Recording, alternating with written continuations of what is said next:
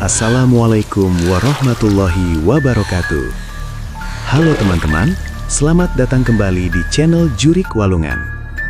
Pada video kali ini, saya akan membawakan sebuah cerita horor yang terjadi di sebuah rumah tua di pinggir desa. Sebuah rumah warisan yang menyimpan misteri kelam dari masa lalu.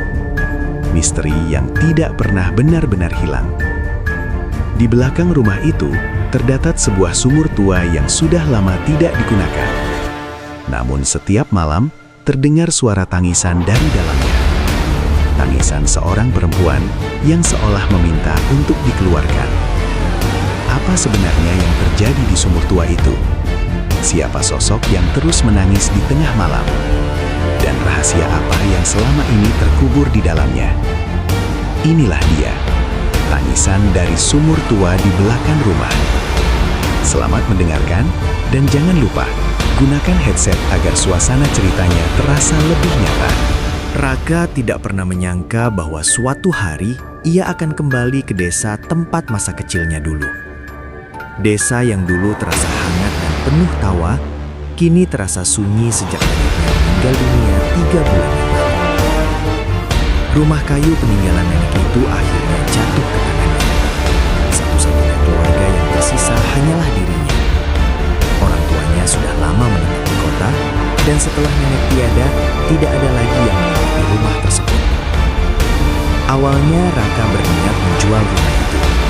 Namun karena kondisi keuangan yang sedang sulit, ia memutuskan untuk pindah dan tinggal di sana sementara waktu. Selain untuk menghemat biaya hidup, ia juga ingin mengenang masa kecil yang pernah ia habiskan bersama neneknya. Perjalanan menuju desa itu memakan waktu hampir 5 jam dari kota. Jalanan semakin sempit ketika ia mulai memasuki area persawahan. Udara terasa lebih sejuk, namun entah mengapa suasananya terasa berbeda, tidak seramai dulu. Sesampainya di depan rumah, Raka terdiam. Rumah itu masih berdiri kokoh, namun terlihat jauh lebih tua dibanding terakhir kali ia melihatnya. Cat dindingnya mulai mengelupas, jendela-jendelanya tampak kusam. Halaman depan dipenuhi rumput liar yang tumbuh setinggi lutut. Ia menarik napas panjang sebelum membuka pintu utama. Pintu itu berderit pelan saat didorong. Kriet. Bau kayu lembab langsung menyambutnya. Debu terlihat berterbangan di udara, terkena cahaya matahari yang masuk dari selah jendela. Langkah pertama terasa berat. Ruang tamu masih sama seperti dulu. Kursi rotan tua masih berada di sudut ruangan. Lemari kayu tempat nenek menyimpan piring juga masih berdiri di tempatnya. Bahkan jam dinding yang sudah mati itu masih menggantung di tembok. Semua terasa seperti waktu berhenti di tempat itu. Raka berjalan perlahan menuju dapur. Di sanalah ia dulu sering membantu nenek memasak. Ingatannya tentang aroma masakan nenek tiba-tiba muncul begitu saja. Namun saat ia membuka pintu dapur, pandangannya langsung tertuju ke arah belakang rumah. Ada sebuah halaman kecil yang dipenuhi rumput liar. Dan di tengah halaman itu berdiri sebuah sumur tua. Sumur itu sudah lama tidak digunakan. Bibirnya ditutupi lumut hijau yang tebal. Sebagian batanya terlihat retak. Tali timba yang dulu tergantung kini sudah putus dan hilang entah kemana. Entah kenapa, melihat sumur itu membuat bulu kuduk Raka merinding. Padahal siang hari masih terang. Ia mencoba mengalihkan pandangannya dan kembali fokus membersihkan rumah. Sepanjang hari ia menyapu lantai, membuka jendela dan membuang barang-barang yang sudah tidak terpakai. Menjelang sore, ia duduk di teras depan sambil menikmati teh hangat. Suasana desa sangat tenang, hanya terdengar suara angin yang meniup pepohonan dan sesekali suara burung dari kejauhan. Namun saat matahari mulai terbenam, perasaan tidak nyaman itu kembali muncul. Angin terasa lebih dingin, dan dari arah belakang rumah, ia merasa seperti sedang diperhatikan. Raka menoleh ke belakang. Hanya ada kegelapan yang mulai menyelimuti halaman dan bayangan sumur tua yang berdiri diam di bawah langit senja. Ia tidak tahu bahwa malam pertama di rumah itu akan menjadi awal dari sesuatu yang tidak pernah ia bayangkan sebelumnya. Malam pertama di rumah itu terasa jauh lebih panjang dari yang Raka bayangkan. Setelah membersihkan sebagian besar ruangan, tubuhnya sebenarnya sudah sangat lelah. Ia berharap bisa langsung tertidur begitu merebahkan diri di kamar lamanya. Kamar itu masih sama seperti dulu, hanya saja kini dipenuhi bau kayu tua dan udara yang terasa pengap. Ia menutup jendela rapat-rapat sebelum tidur. Entah kenapa, ia merasa tidak nyaman jika jendela dibiarkan terbuka, apalagi menghadap langsung ke halaman belakang, tempat sumur tua itu berada. Lampu kamar dimatikan. Kegelapan langsung menyelimuti ruangan. Awalnya semuanya terasa normal. Hanya suara jangkrik dari luar yang terdengar bersahut-sahutan. Sesekali terdengar suara daun yang bergesekan tertiup angin malam. Namun sekitar pukul 12 lewat, Raka tiba-tiba terbangun.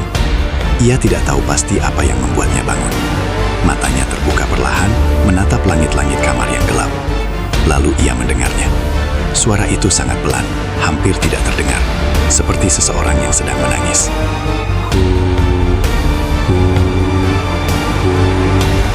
Raka menahan napas. Ia mencoba meyakinkan dirinya bahwa itu hanya suara angin yang masuk melalui celah atap.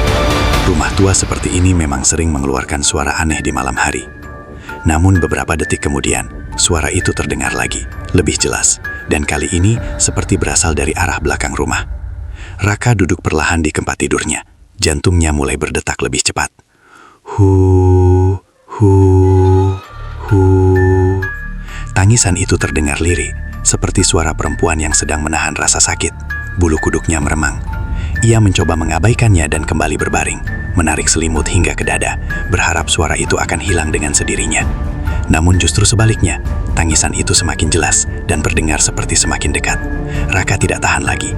Ia turun dari tempat tidur dan meraih senter di atas meja. Dengan langkah pelan, ia membuka pintu kamar. Lorong rumah tampak gelap gulita. Hanya cahaya senter yang menerangi lantai kayu di depannya. Tangisan itu masih terdengar. Ia berjalan menuju dapur. Semakin dekat ke dapur, suara itu semakin jelas, seolah-olah sumbernya berada tepat di halaman belakang. Saat ia sampai di depan pintu dapur, tangannya mulai gemetar. Ia ragu untuk membukanya. Namun rasa penasaran mengalahkan rasa takut.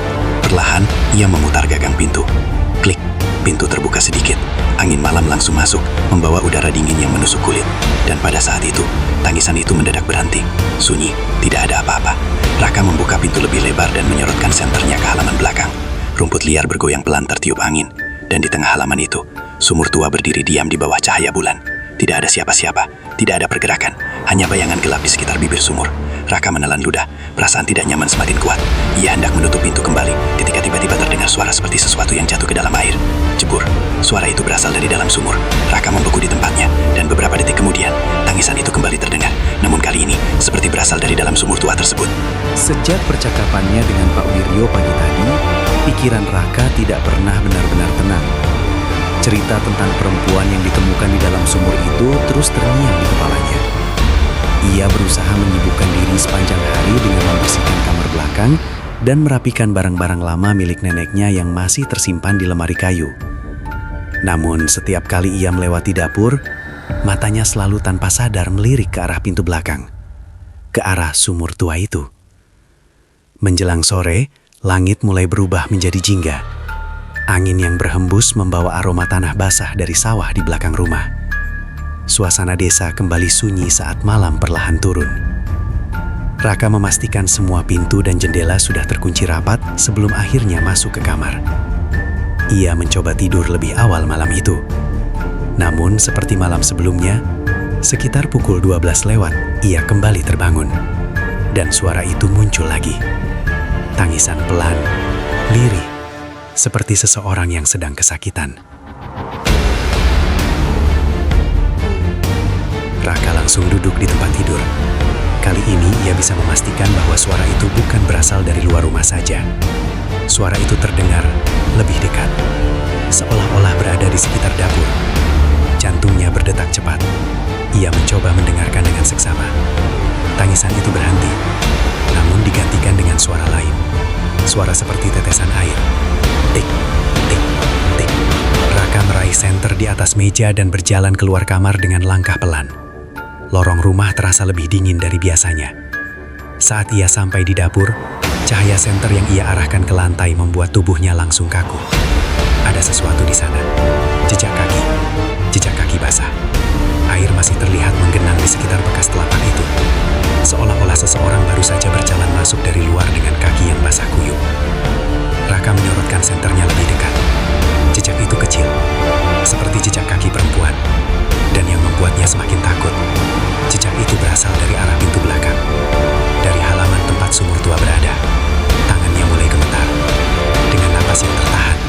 Ia mengikuti jejak itu perlahan. 1 langkah, 2 langkah. Jejak itu mengarah ke dalam rumah, melewati dapur, masuk ke lorong, dan berhenti tepat di depan pintu kamarnya. Raka menatap lantai dengan mata membesar. Tidak ada jejak yang kembali ke arah dapur. Tidak ada jejak. Raka tidak langsung berani membuka pintu kamarnya. Suara tangisan itu terdengar jelas dari dalam. Padahal ia yakin kamar itu kosong. Tangannya yang memegang senter mulai berkeringat. Napasnya terasa berat. Ia mencoba meyakinkan dirinya bahwa semua ini hanyalah perasaannya saja. Mungkin ia terlalu lelah. Mungkin pikirannya terpengaruh oleh cerita Pak Wiryo. Namun, suara itu kembali terdengar. Lirih dan pelan. Seperti seseorang yang sedang menahan tangis.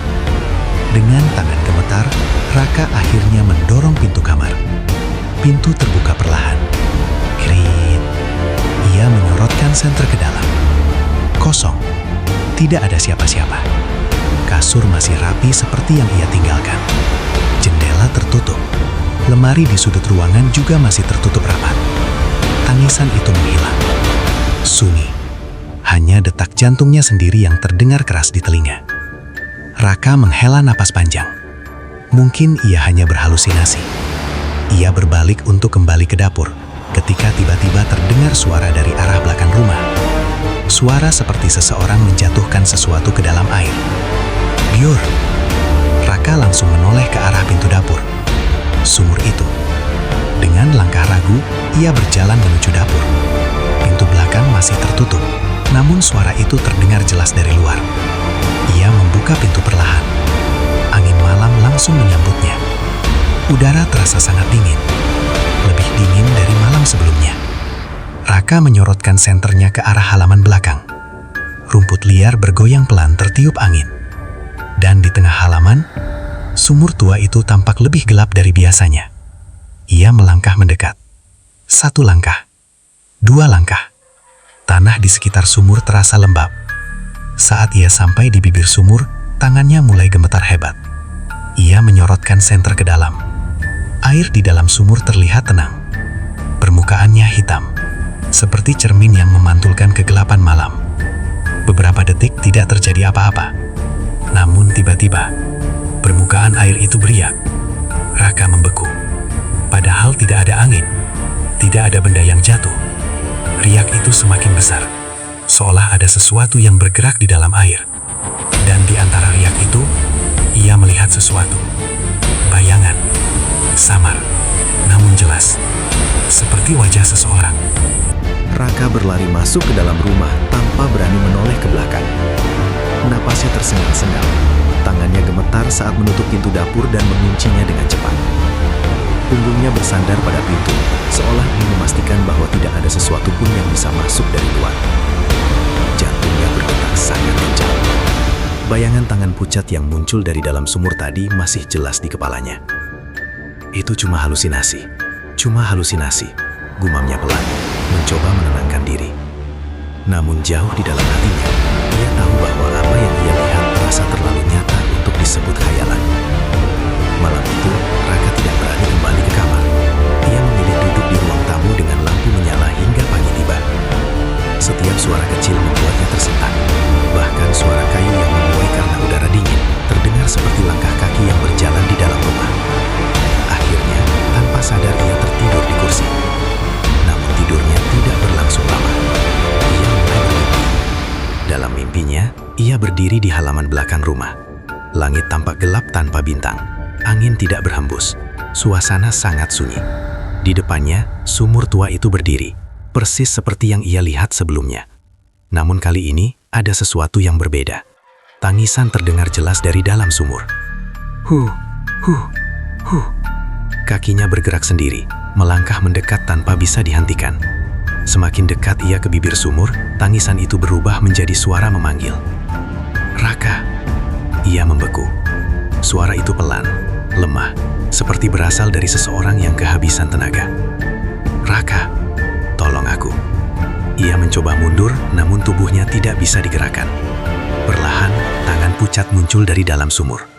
Basah, kurus, Jari-jarinya bergerak pelan, seolah meminta pertolongan. Lalu satu tangan lagi muncul. Kemudian rambut hitam panjang mulai terlihat dari dalam kegelapan. Sesosok perempuan perlahan bangkit dari dalam sumur. Wajahnya pucat, matanya kosong. Air menetes dari seluruh tubuhnya. Ia menatap Raka tanpa berkedip. "Tolong, keluarkan aku." Perempuan itu mengulurkan tangannya ke arah Raka. Tangannya yang dingin hampir menyentuh wajahnya. Raka terbangun dengan napas terputus-putus. Tubuhnya dipenuhi keringat dingin. Lampu ruang tamu masih menyala. Namun sesuatu terasa aneh. Sangat aneh. Ia mendengar suara. Suara tetesan air. Tik, tik, tik. Raka menoleh ke arah lantai. Ada air yang menetes dari arah lorong menuju kamar. Seperti jejak seseorang yang berjalan dengan tubuh basah. Dan dari dalam kamarnya, terdengar suara tangisan pelan. Pintu kamar Raka kini terbuka sepenuhnya.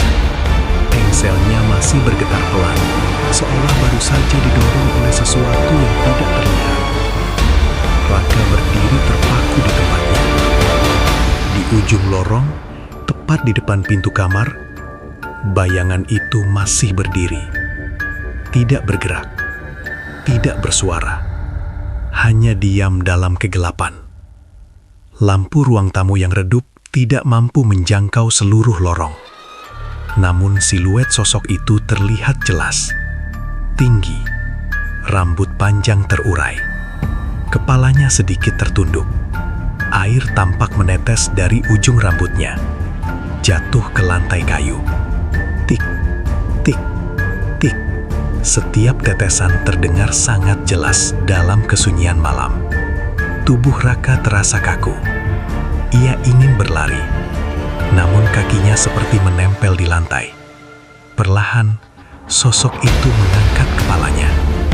Wajahnya tertutup rambut basah. Namun di balik helaian rambut itu, terlihat mata yang terbuka lebar. Kosong, pucat, menatap lurus ke arah Raka. Tangisan kembali terdengar. Namun kali ini, bukan dari dalam kamar, melainkan dari sosok itu sendiri. Hu, hu, hu. Suara itu terdengar pilu, seperti seseorang yang menahan rasa sakit yang sangat dalam. Raka mundur selangkah. Sosok itu tetap diam.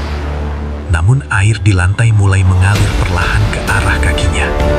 Seolah-olah tubuh sosok itu terus meneteskan air tanpa henti.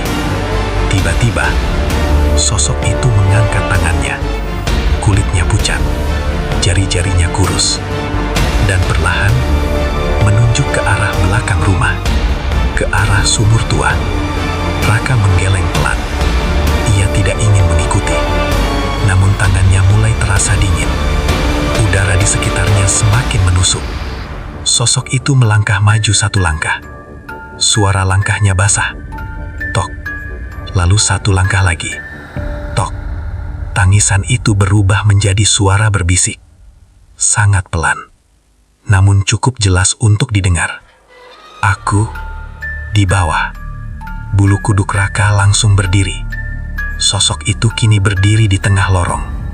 Jarak mereka hanya beberapa langkah. Dan sebelum Raka sempat bergerak, lampu ruang tamu tiba-tiba berkedip. Sekali, dua kali, lalu mati. Lorong kini gelap gulita. Namun dalam kegelapan itu, Raka masih bisa melihat mata pucat sosok tersebut. Dan suara bisikan itu terdengar lagi. "Aku, tolong, keluarkan aku." Ruang tamu kini gelap gulita. Hanya cahaya bulan yang masuk melalui jendela menerangi sebagian lantai rumah. Raka masih berdiri di tempatnya. Napasnya tercekat saat suara bisikan itu kembali terdengar di telinganya. "Tolong, keluarkan aku." Ia memejamkan mata sejenak. Saat ia membukanya kembali, sosok perempuan itu sudah tidak ada. Lorong kosong. Pintu kamar masih terbuka. Namun lantai di depan kamar kini basah, seperti baru saja dilewati sesuatu. Raka tidak ingin tinggal lebih lama di dalam rumah itu. Dengan langkah cepat, ia keluar menuju teras depan dan duduk di sana hingga pagi menjelang. Begitu matahari mulai terbit, ia langsung menuju rumah Pak Wiryo. Ia menutup pintu dengan tergesa. Tak lama kemudian, Pak Wiryo keluar dengan wajah heran. "Raka, ada apa pagi-pagi begini?" Raka menceritakan semuanya. Tentang suara tangisan, jejak kaki basah, sosok perempuan di lorong, dan bisikan yang memintanya untuk mengeluarkannya dari dalam sumur. Wajah Pak Wiryo menjadi pucat. Ia terdiam cukup lama sebelum akhirnya mempersilahkan Raka masuk. "Sepertinya sudah waktunya kamu tahu semuanya," katanya pelan. Puluhan tahun lalu, rumah itu bukan hanya milik nenek Raka. Sebelumnya, rumah tersebut pernah ditempati oleh pasangan suami istri yang datang dari luar desa. Istri dari pria itu dikenal sebagai perempuan yang pendiam, jarang keluar rumah, dan hampir tidak pernah berbicara dengan warga sekitar. Namun beberapa warga sering melihat tubuhnya penuh luka lebam, seolah-olah ia sering disakiti. Suatu malam, terdengar pertengkaran hebat dari dalam rumah itu. Namun tidak ada warga yang berani mendekat. Keesokan harinya, perempuan itu menghilang. Suaminya mengatakan bahwa istrinya pergi meninggalkan rumah. Namun beberapa hari kemudian, bau busuk mulai tercium dari arah belakang rumah. Warga akhirnya memeriksa sumur tua tersebut dan di sanalah mereka menemukan tubuh perempuan itu di dasar sumur. Tubuhnya sudah tidak bernyawa dan tidak pernah ada pemakaman yang layak untuknya. Suaminya menghilang beberapa hari setelah kejadian itu. Tidak pernah kembali. Sumur itu kemudian ditutup sementara. Namun anehnya, setiap kali ditutup, selalu ada sesuatu yang membuat penutupnya terbuka kembali. Sejak saat itu, warga mulai mendengar suara tangisan di malam hari. Dan beberapa orang mengaku melihat sosok perempuan berdiri di dekat sumur. Pak Wiryo menatap Raka dengan wajah serius. Kalau dia meminta tolong, mungkin arwahnya belum tenang. Raka terdiam. Ia teringat sosok itu yang menunjuk ke arah sumur. Dan bisikan pelan yang terus memintanya untuk dikeluarkan. Mungkin masih ada sesuatu di dalam sumur itu yang belum pernah benar-benar ditemukan. Sejak mendengar cerita dari Pak Wiryo, pikiran Raka tidak pernah tenang. Semua kejadian yang ia alami seolah memiliki satu tujuan. Sosok perempuan itu tidak sekadar muncul untuk menakut-nakuti. Ia meminta pertolongan. Dan tempat yang selalu ia tunjuk adalah sumur tua di belakang rumah. Malam itu, Raka memutuskan untuk menghadapi semuanya. Dengan membawa senter dan tali panjang yang ia temukan di gudang, ia berjalan menuju halaman belakang. Angin malam terasa lebih dingin dari biasanya. Langit gelap tanpa bintang. Sumur tua itu terlihat lebih menyeramkan di bawah cahaya bulan. Tangisan itu terdengar lagi. Namun kali ini tidak menakutkan, melainkan terdengar seperti harapan. Raka berdiri di bibir sumur dan menyorotkan senternya ke dalam. Air di dalam sumur tampak gelap dan dalam. Ia menarik napas panjang. "Tolong, kalau memang kamu di sana, beri tanda," ucapnya pelan. Beberapa detik berlalu. Tidak ada jawaban. Namun tiba-tiba, permukaan air di dalam sumur mulai beriak. Riak itu semakin besar. Dan dari dalam kegelapan, muncul tangan pucat yang sama seperti yang pernah ia lihat sebelumnya. Namun kali ini, tangan itu tidak mencoba meraihnya. Hanya terulur, seperti meminta bantuan. Raka segera mengikat tali di tiang dekat sumur dan menurunkannya ke dalam. Tangan itu bergerak pelan, menyentuh tali tersebut, seolah-olah menggenggamnya. Tangisan terdengar lagi, namun kini berubah menjadi suara lemah. "Terima kasih." Air di dalam sumur tiba-tiba berputar. Angin berhembus kencang. Lampu senter di tangan Raka berkedip. Dan perlahan, tangan itu menghilang kembali ke dalam kegelapan. Riak air mulai mereda. Tangisan itu pun perlahan menghilang. Suasana kembali sunyi. Malam terasa hening seperti tidak pernah terjadi apa-apa. Keesokan harinya, Raka meminta bantuan warga untuk membersihkan sumur tua tersebut. Beberapa barang lama ditemukan di dalamnya, termasuk kain lusuh yang diyakini milik perempuan itu. Setelah semuanya dimakamkan dengan layak, tidak pernah lagi terdengar suara tangisan di malam hari. Namun, setiap malam Jumat, Air di dalam sumur tua itu selalu beriak pelan, seolah ada sesuatu yang masih bergerak di dalamnya.